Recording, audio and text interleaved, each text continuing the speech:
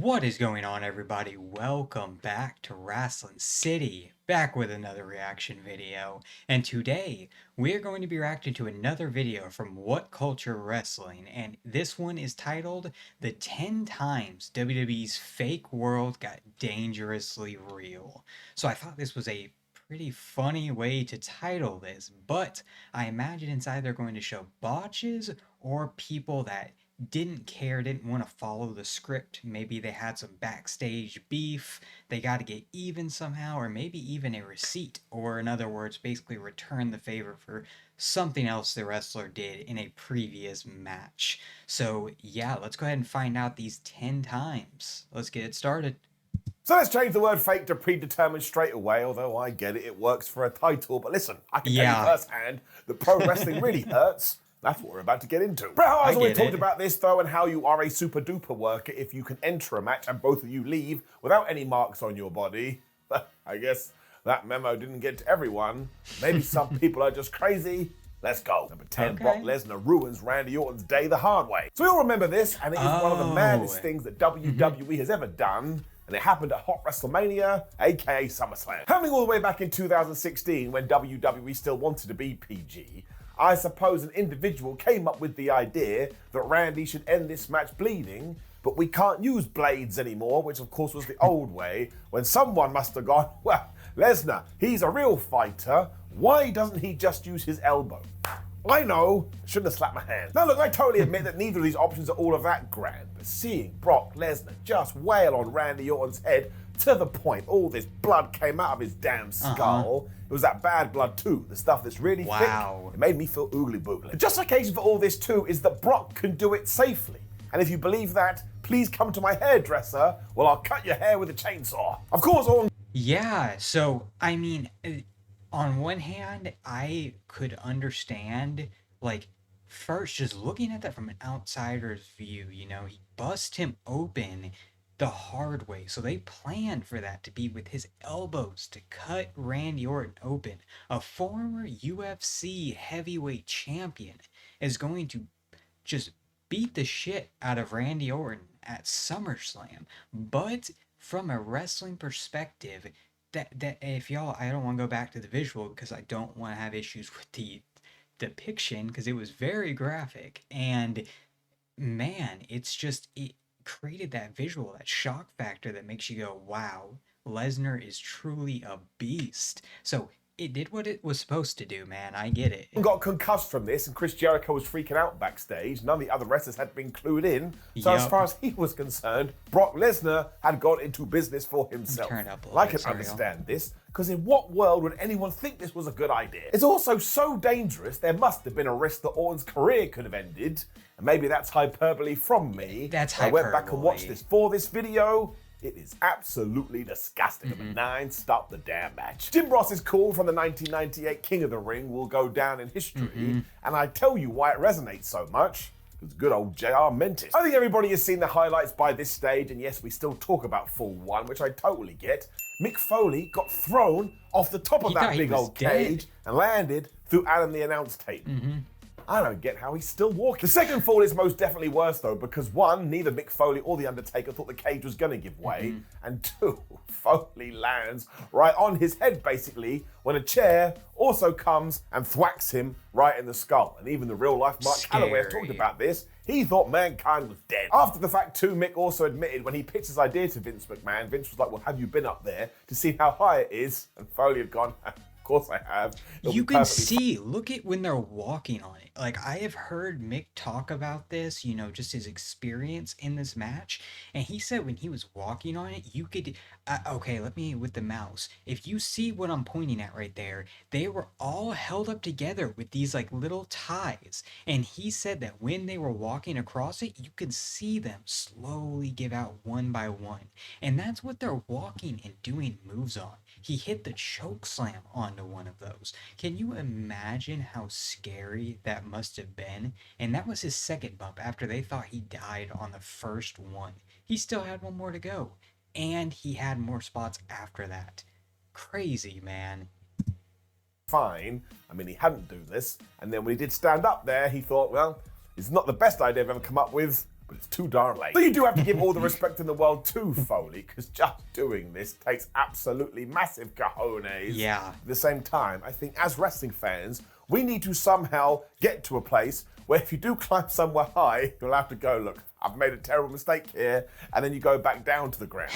I mean, I'd much rather that than whatever the alternative could be. Number 8, the second 1998 Hell in a Cell match. Right, so that King of the Ring classic caused such a stir, nobody remembers that a few months after this, we were doing another Hell in a Cell, and this one was on Raw. If you could believe it, it wasn't even the main event. That's what you call a ratings war. It was August the 24th, if you do need to know, and Mankind was taking on Kane. And of course, halfway through this, when Mick Foley was scaling the cage, The Undertaker was back and he held him through a table. I was like, haven't we done this enough? And sure, yeah, look, he didn't get as high as he had done for round 1, but his head still goes into the concrete floor, which begs the question, why does nobody care about Michael Foley's head? You also get a bunch of chair shots right to the skull, and after 6 minutes of this madness, in comes Stone Cold Steve Austin to end it with a big old schmuzz. That's why you can argue this was more nuts, though, because we did this in under 10 minutes. Because, of course, we were trying to keep the audience's attention. I'm not even sure this was advertised beforehand.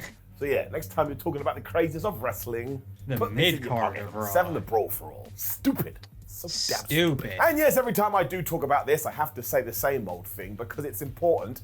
Never forget, because the Brawl for All was meant to be a real bunch of people having a fight, by proxy, you were telling your audience that everything else you were going to see on this show was fake, or predetermined, or not real. You can choose whatever word you want. But we go back to what I just said, it was stupid. We're also using mid-card talent here as the big old promise that, oh, if you do win, you'll be kicked up to the main event. But that was a lie too, because the whole point of this was to allow Dr. Death Steve Williams to get a big old push. But when he got knocked out by Bart Gunn, did Bart Gunn become a main eventer? No, he didn't. And in fact, right after the Brawl for All, he just vanished from TV. It's also not entertaining at all, because everybody involved seems like they are in danger. And do you know what Bart's reward was? When he was brought back to TV, it was at WrestleMania, where he took on legit boxer Butterbean, who gave him the most horrific knockout you've ever seen in your life in around about 8 seconds. Yeah, so I understand, okay, this may be a hot take, but I understand why they did it, okay?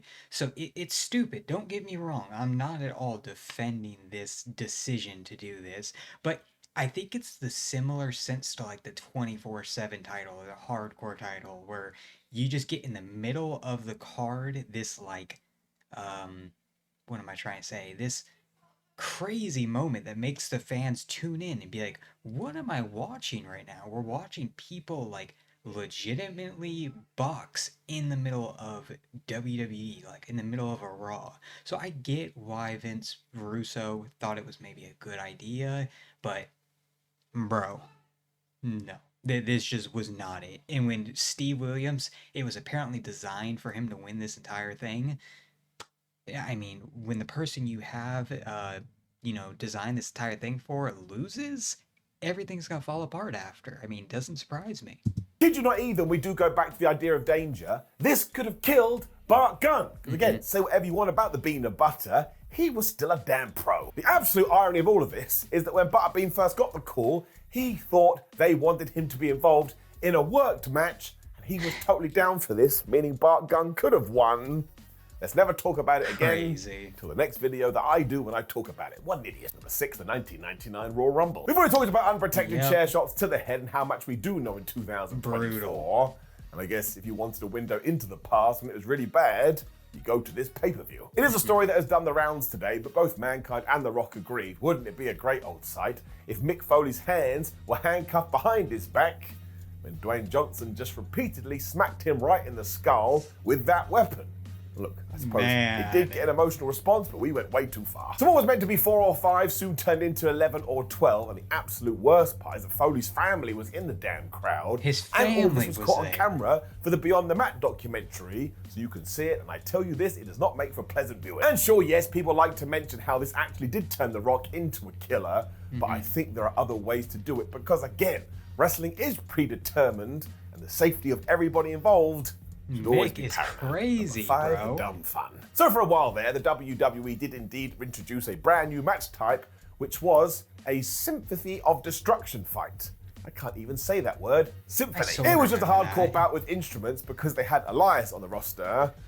He played a guitar, and that's the be-all and end-all. I mean, they must have come up with that in about 2 minutes. Vince. This is not playing a guitar. And the first of these came on the 21st of February 2020 SmackDown, when Mr. Trum Tum Tum was teaming up with Braun Strowman to take on Cesaro and Shinsuke Nakamura. Where's that tag? That's a couple of weird pairings. Now, at this stage, it's important to note that this wasn't the main event. It was just meant to be a spot of fun, which is why I suppose Braun Strowman saw Shinsuke, picked him up, and hurled him into a piano. I mean, that's like watching a cartoon. Now, while this wasn't a grand version of that, I'm sorry, it must have been real, because go and look at Nakamura's face when he gets held into this thing. He knows something is wrong, and he's right. He busted open his head and blood was going everywhere. It was going to take 9 stitches to stop that too, meaning this totally got out of control. Look at Zayn. Even though it was meant to be stupid. So once again, this ties into the intro. You can watch going, this is so lame.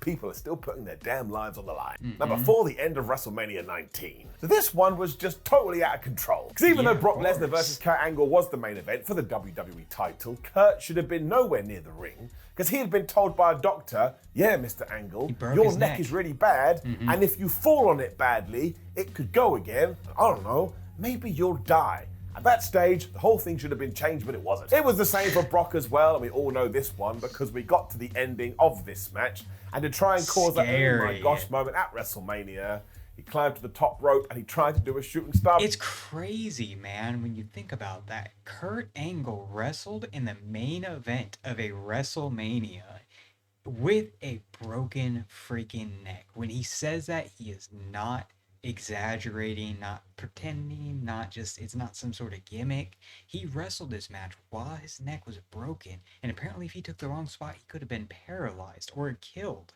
That's insane. And as you can see with the image, Brock Lesnar is going to join that party not too long after. Press. He went for this maneuver and he landed right on his head, and he too genuinely could have died. I mean, everyone has said the same thing. If he wasn't so muscular, let's not talk about it. The worst part of this story is that right after this, both Kurt Angle and Brock Lesnar did go into a state of shock because of course they did. Their bodies were screaming at them, what the hell have you just done? So once again, protecting your talent has to be the #1 thing here. Because imagine the worst had happened, this would be a completely different tale. I'm just quite glad we don't have to tell him. 3, Vince McMahon gets headbutt. For real. Even though this is wrestling. You tell me. It all kind of ties into this phrase we've heard time and time again, which is Vince McMahon will never ask you to do something he wouldn't do, which actually isn't 100% true. I don't think he was driving around rental cars 365 days a year. In 2017, this did rear its head again quite literally when he said to Kevin Owens, who was feuding with Son Shane, you are going to butt me right in the head. Damn it, you gotta do it legitimately. Now, Owens has spoken out about this and said how he was under strict orders, even though he thought it was a terrible idea. So yeah, they got to the ring, he went doink, and of course, when Vince fell down, not only was he bleeding, but he was concussed. I mean, some things really are just 2 + 2 = 4. Let's not forget either, this put Kevin under significant risk too, because it's still head on head. Yeah. Now we are just going down the same path over and over again. But did this make the story or the feud even better? No. No, it didn't. I don't know about that, bro. I think I disagree with that, because while this feud, I mean, I get it, this feud isn't anything that's too, it's like super duper memorable, but that's like the only thing I remember from this feud, when he said he could beat a McMahon senseless, and then, you know, Vince was like, oh yeah, I agree. That headbutt was brutal, but I'm glad Owens, imagine if Owens got a concussion too and like didn't even remember the end of his spots. That could have gotten really bad. I think we need to do it again. Number 2, the Saudi Arabia disaster. Now I stand by this and you're allowed to disagree with me, but when I did learn that it was The Undertaker versus Bill Goldberg in Saudi Arabia and it was pitched as a dream match, I was like, I think that is a dream match. I mean, I understand they both came from WWE and WCW. It wasn't. But Undertaker and Sting, that's a dream match. Or Goldberg versus Steve Austin. This kind of just felt like throwing 2 legends together. It still had the potential to be fun though, when it wasn't. At all. All happening at Super Showdown 2019. It probably should have been stopped before it started, because to warm up for his match, Goldberg headbutted a locker, And he did it a little bit too much, I suppose. He was bleeding and he was concussed. There it is again. It meant that even before he went ding ding ding, he was a little bit loopy whoopy, which is probably why he went for a spear and totally missed. And then when he went to jackhammer the Undertaker, yep, they both landed on their heads. Dropped him on his neck. Doing this so I don't have to see it again. You can also just see the frustration on both competitors' faces, especially the Undertaker, who doesn't know what's going on. And I get that they're all-time levels as well, but honestly, at that age, there's only so much you can take. If you've never seen this, always keep it that way. Yeah, I was just about to say, you don't want to watch this match. I mean, before the match started, he did that headbutt and got a concussion heading to the ring. So you knew that this match was going to be an absolute disaster. I am just glad that during that botched jackhammer spot, the Undertaker did not break his neck. But it was very close. Very close. If he just had his head turned just slightly different way, he would have broke his neck. The Undertaker has gone on record too saying, yes, I was not a fan of that. If nothing else, it's just sad. I don't think anybody was. We need a danger sign where we can just stop matches halfway through. Although what does that even mean? I don't know. Number one, forgetting it to work. So I suppose the law of averages always dictates this was going to happen in professional wrestling. Or when wrestlers decide, you know what, I'm just going to beat my opponent up for real. But that still absolutely sucks. But yeah, look at it this way. If somebody has annoyed you on the outside of the ring and you get in the ring and you know what the deal is, if you are a massive asshole, you can just walk up to them and punch them right in the face. We have seen this time and time again, such as when the Public Enemy were brought into the WWF. APA. Apparently backstage, they rubbed everybody the wrong way, which is when the APA just give them such a beating in the ring. I mean, it's a little bit like a massacre. Canyon also took the most horrific chair shot you've ever seen from The Undertaker, and that was way too tough. And you know all the stories about Bob Holly, especially when you bring Tough Enough into the equation. I mean, let's put it this way. Would he get away with that now? No, he wouldn't. There's also the curious case of the 90s tag team, the Beverly Brothers, because they had that finisher that was called Shake Heights or whatever it was, where sometimes they would drop people right on the top of their heads. Seriously, you can go see that one online. Will make your eyebrow raise. Because as always, the number one thing about professional wrestling is protecting your opponent, but there have been times throughout the years where that's just totally gone out the window. Yeah, man. So that was another. I did not mean to go into that video. That was another great video from What Culture Wrestling. Most of these I knew. There were some brutal ones, like Mick Foley. I mean, he took up how much of this list? And then of course APA just beaten the holy hell out of Public Enemy. But this overall was a very solid list from What Culture. If you haven't already, don't forget to drop a like, comment below what spot you thought was craziest, and subscribe. Come join the greatest city in the world, Wrestling City. And that's about it. I will see y'all next time. Peace.